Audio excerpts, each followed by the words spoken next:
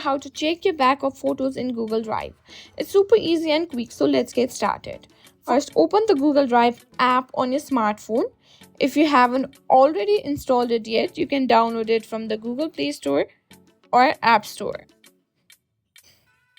Next, tap on the files at the bottom to access your files and folders. Look for a folder named Google Photo or Photos.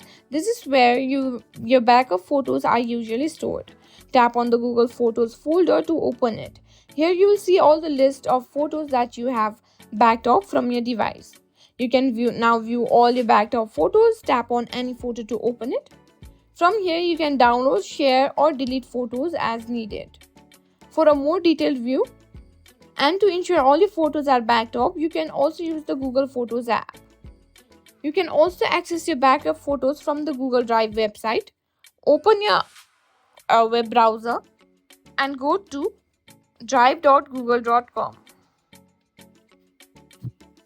Log in with your Google account, then navigate to the Google Photos folder just like you did on phone. And that's it. You've successfully checked your backup photos in Google Drive. It's a great way to make sure all your memories are safely stored.